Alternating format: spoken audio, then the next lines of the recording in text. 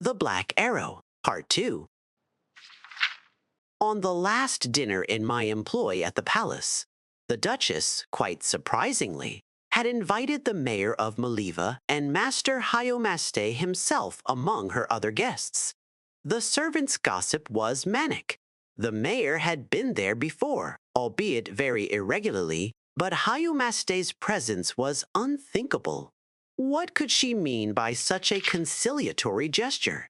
The dinner itself progressed along with perfect if slightly cool civility among all parties. Hyomaste and the Duchess were both very quiet. The mayor tried to engage the group in a discussion of the Emperor Pelagius IV's new son and heir Uriel, but it failed to spark much interest. Lady Vilea, elderly but much more vivacious than her sister the Duchess, led most of the talk about crime and scandal in Eldenroot. I have been encouraging her to move out to the country, away from all that unpleasantness for years now, the Duchess said, meeting the eyes of the mayor. We've been discussing more recently the possibility of her building a palace on Moliva Hill, but there's so little space there, as you know. Fortunately, we've come to a discovery. There is a wide field just a few days west, on the edge of the river, ideally suited. It sounds perfect, the mayor smiled and turned to Lady Vilaya. When will your ladyship begin building? The very day you move your village to the site, replied the Duchess of Woda.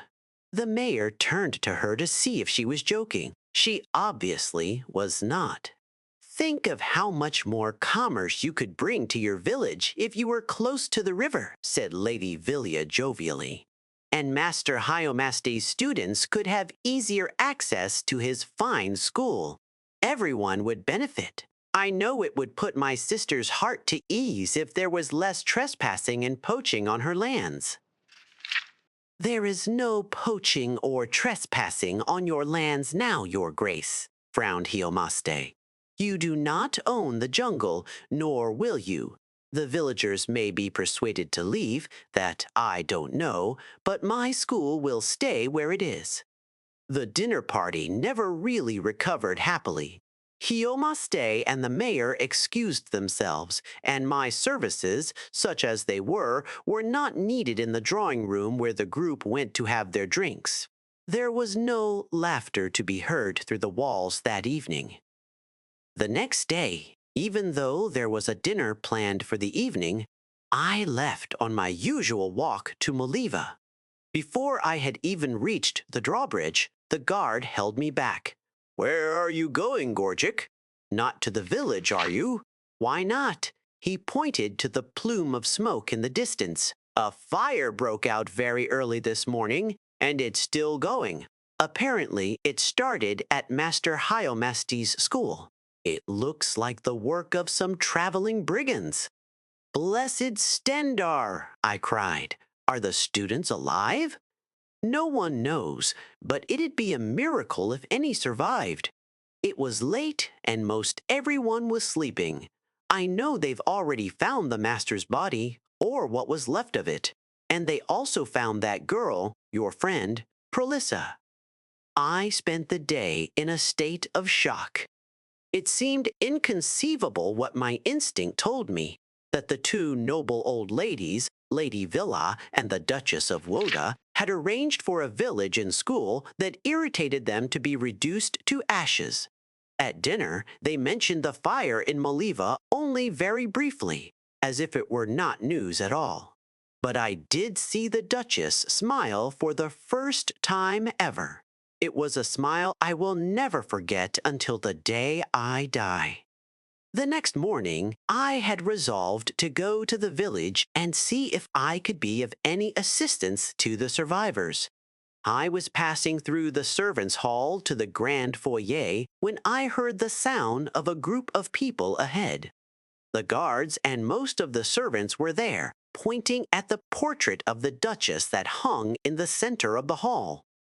There was a single black bolt of ebony piercing the painting, right at the Duchess's heart. I recognized it at once.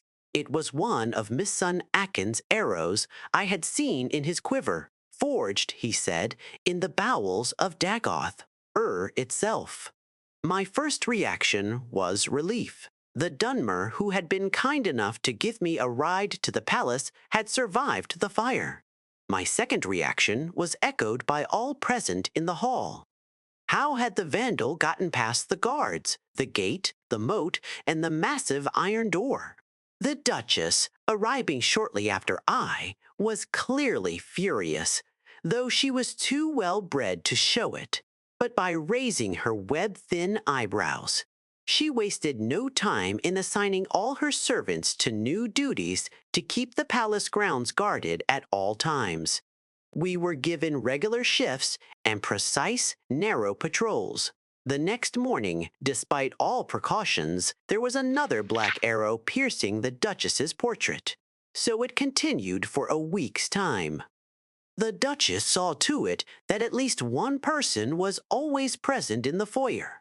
But somehow, the arrow always found its way to her painting whenever the guard's eyes were momentarily averted.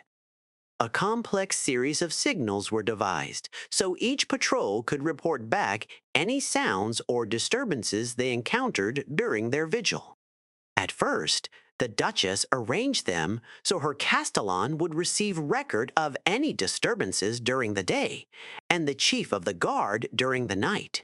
But when she found that she could not sleep, she made certain that the information came to her directly. The atmosphere in the palace had shifted from gloomy to nightmarish. A snake would slither across the moat, and suddenly her grace would be tearing through the east wing to investigate. A strong gust of wind ruffling the leaves on one of the few trees in the lawn was a similar emergency. An unfortunate lone traveler on the road in front of the palace, a completely innocent man as it turned out, brought such a violent reaction that he must have thought that he had stumbled on a war. In a way, he had. And every morning there was a new arrow in the front hall mocking her. I was given the terrible assignment of guarding the portrait for a few hours in the early morning. Not wanting to be the one to discover the arrow, I seated myself in a chair opposite, never letting my eyes move away for even a second. I don't know if you've had the experience of watching one object relentlessly, but it has a strange effect. All other senses vanish. That was why I was particularly startled when the Duchess rushed into the room, blurring the gulf for me between her portrait and herself. "There's something moving behind the tree across the road from the gate," she roared, pushing me aside and fumbling with her key in the gold lock. She was shaking with madness and excitement, and the key did not seem to want to go in. I reached out to help her, but the Duchess was already kneeling, her eye to the keyhole, to be certain that the key went through. It was precisely in that second that the arrow arrived. But this one never made it as far as the portrait. I actually met Miss Auken years later, while I was in Morrowind to entertain some nobles. He was impressed that I had risen from being a humble domestic servant to being a bard of some renown. He himself had returned to the Ashlands and, like his old master Hyomaste, was retired to the simple life of teaching and hunting. I told him that I had heard that Lady Villia had decided not to leave the city and that the village of Modiva had been rebuilt. He was happy to hear that, but I could not find a way to ask him what I really wanted to know. I felt like a fool, just wondering if what I thought were true.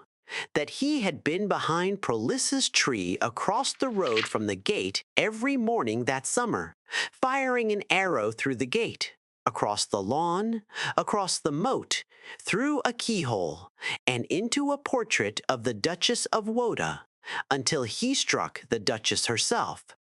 It was clearly an impossibility. I chose not to ask. As we left one another that day, and he was waving goodbye, he said, "I am pleased to see you doing so well, my friend. I am happy you moved that chair.